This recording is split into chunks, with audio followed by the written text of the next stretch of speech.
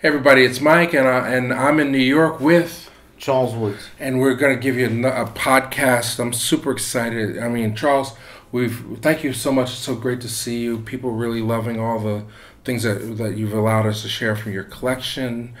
But it's the first time. I guess this is the first podcast, Real Black Podcast, for 2019. I've seen a few more movies than you have, but for the most part, there's a lot of things that are out now that we both have seen, and I think people are excited, interested in hearing your perspective, starting with Creed 2. Oh, Creed 2. Well,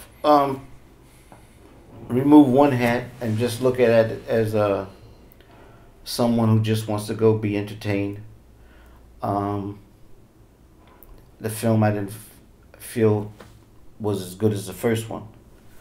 This second one was a little bit too long, and I think it could have used more action. But my wife and I, we kind of enjoyed it. But I have issues with Creed, because Creed I just feel is Rocky and blackface.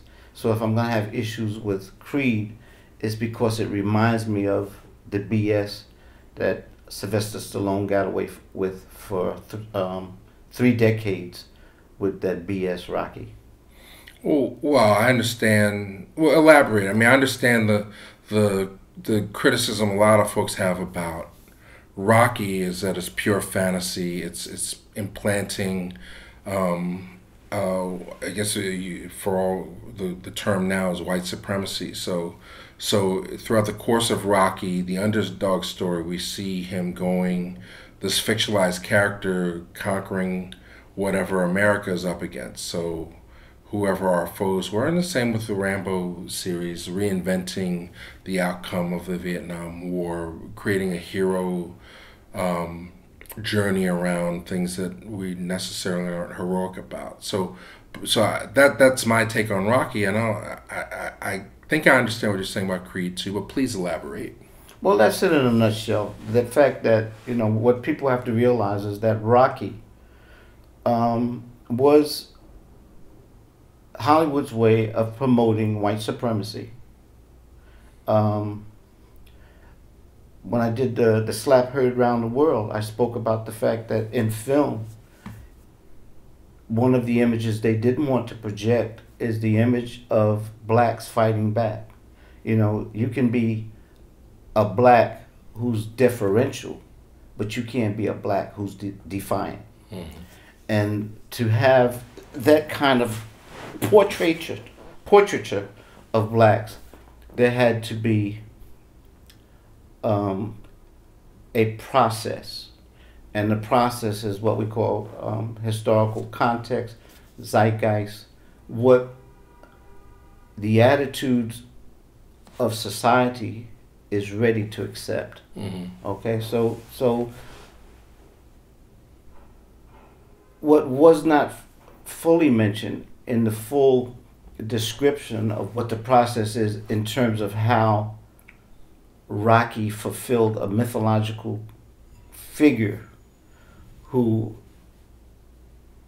can beat the black people, the people of color, it's something that started with one bad-ass black dude, and that's Jack Johnson. Mm-hmm. And Jack Johnson, when he finally was given the opportunity mm-hmm. to fight a white champion for the title in 1908, it was Tommy Burns, and they had to do it in Australia. When Jack Johnson he humiliated Burns in the ring. And this whole thing about the white supremacy, that went out the window. And a lot of blacks were killed as a result of what the humiliating defeat that Burns suffered at the hands of Jack Johnson. Mm-hmm. But how does Creed, when you say Rocky and blackface, what exactly do you mean? Because I clearly accept that. I mean, basically, in rebooting the franchise, I agree. Rocky Creed 2 is nowhere near as good as the original Creed. Some of it, I think, is Stallone taking back the franchise. He receives the screenplay credit for the film, and I think it's just too much of a desire not to hand the torch off, which is what I thought they were going to do in the original Creed. Like, okay, now here we're going to extend in this 21st century, we're going to extend this franchise, this need for America to see heroes and include a black central figure. But instead, what we're getting in Creed 2 is another sort of patriarchal thing where it's like, not only is Rocky there to train him, but damn near give Lamaze classes to his woman, and having the baby and all this other stuff. He's like, he injects himself into almost every scene before he hands it off again. So that was the most frustrating thing to me. Rather than it creating its own mythology, it's basically regurgitating movies that we've already seen. Yeah. But not in a way where Rocky's symbolic of American supremacy, where he is fictionally going against foes that our nation considers the enemy, much like the WWF would have villains being like Sergeant Slaughter up against the Iron Sheik. You have, with Drago, when we were in a Cold War scenario, Drago represented our biggest fear and our biggest enemy, and here's Rocky going head to head. Now in this film, it's Drago's son going up against Creed's son, and it's almost like a closure of vengeance as opposed to some symbolic thing that's within the American psyche. So that's how I was reading it, but I'm curious to how you read it. Well, a lot of what you say is valid. Mm-hmm. It's but right quick, what I want to point out is that we throw out a lot of terms. Mm-hmm. We describe certain tropes. Two popular tropes in film today is white savior and magic Negro. Mm-hmm. Okay? So, white savior, and this will be discussed even more so with some of the other films that I told you I wanted to discuss. But just to give you the genesis of what white savior, how it came about. White savior comes about with this idea of the white man's burden, which was popularized by Rudyard Kipling in around 1899 with his poem, The White Man's Burden. And it's about the concept, this white supremacy concept, that it is up to the civilized white people to save the uncivilized dark people. Okay? That's your early beginnings of the white savior trope. And so basically when you see a film that is considered a white savior film, the most essential element that these films must have is where you have whites who have the agency to help blacks who can't do it for themselves. So basically you have dysfunctional blacks, poor blacks, any number of films where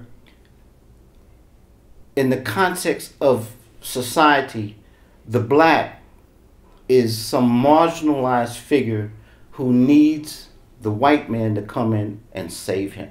All right? So understanding this, in film, as I say, the reason why we couldn't see blacks defeat whites in film, where number one, Jack Johnson showed you that this was unacceptable. That was his unforgivable blackness. Not only was this guy unbeatable in the ring, he had the audacity to flaunt his sexuality and to do it with white women. That was the other part of it, right? So the thing is, in 1912, Congress decided to enact a law. They filmed this. They filmed him doing this. They stopped the filming, and any film that existed of him defeating this white man, that had to be banned.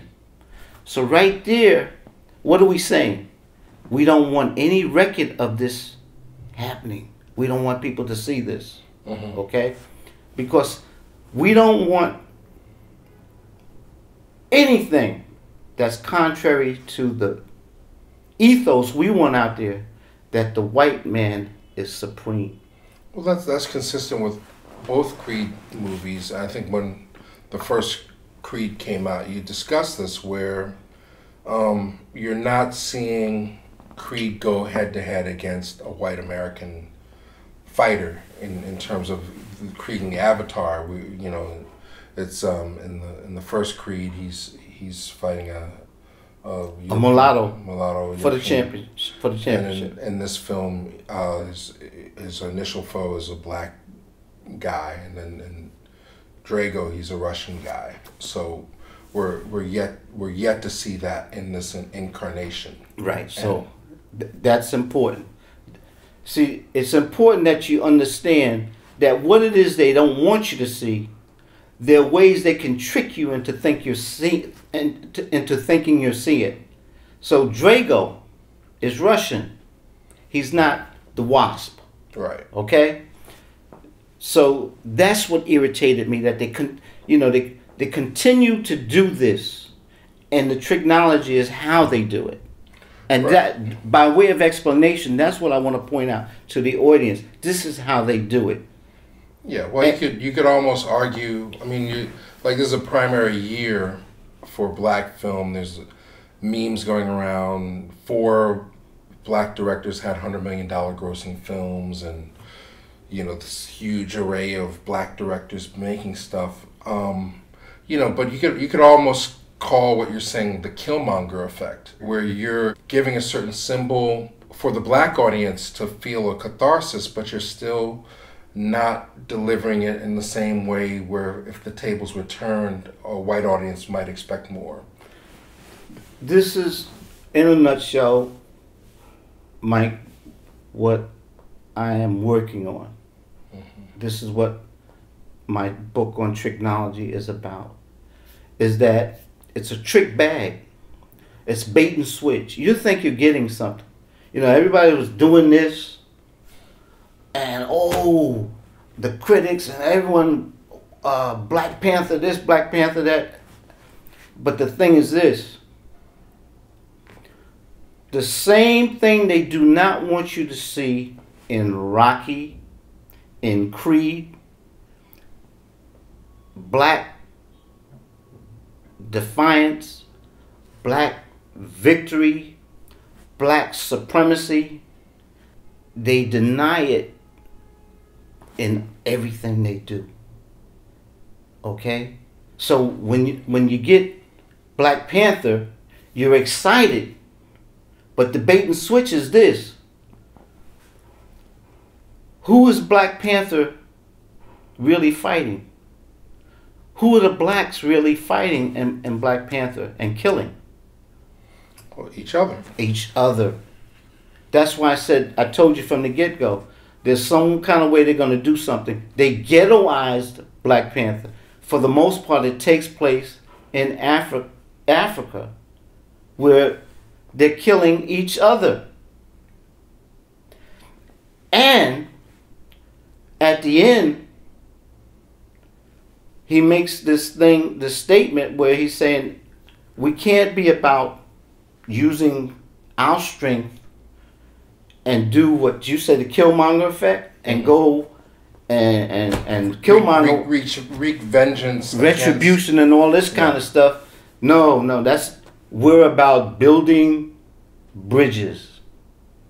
That's the message. Yeah. And then when he looks over, who do they focus on? Smiling and accepting what he has to say. the CIA, the white CIA agent. Yeah. And I say CIA also could mean Caucasian in alliance. Yeah.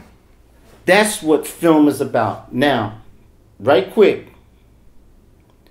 for those who want to say ba ba ba ba ba ba ba ba, motion pictures, as I said before, some people took issue when I said this is the dominant culture.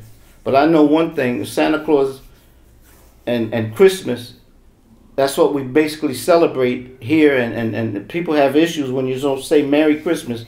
Ain't nobody saying Kwanzaa. Okay? That's my point, is about this is still... So flipping it around to Creed 2, I think the expectation a lot of people had would be, now that Rocky has handed the torch off to Creed, we can go into new realms of adventure. But for whatever reason, we didn't get that. We got a regurgitation of shit that happened 30 years ago when it was called Rocky 2. We still got the same film, but now it's a black guy. Yeah. Right? But the thing is, what disturbs me is the fact that, and it was more pronounced in Creed 2, he had no chance of winning against Drago. He had Wood Harris' character in his corner. It's not working. Mm-hmm. The only way he could beat Drago, somebody had to come and decide to train him. And that was who? Rocky. So what you have is, in other words, if you want to call it the white savior, that's what Rocky is. White savior. Yeah. Well, he becomes the surrogate dad. Yeah, but the thing is, white savior, it has a way of fitting in a number of ways. In other words, if I can't fight, if I'm too old to fight, I can show you how to beat this guy. The same way someone may bring up that Creed helped Rocky fight Mr. T. Mm-hmm. I'm not going to get into that. Yeah. But the thing is, Wood Harris couldn't do it. He wanted Rocky. Rocky said no. He didn't want Creed to go against Drago. But the only way Creed would have a chance to beat Drago, Rocky had to come save the day. So now we don't see Rocky now, because he's old now. We don't see him beating up people. But we still get the image of the white man being the man you have to go to.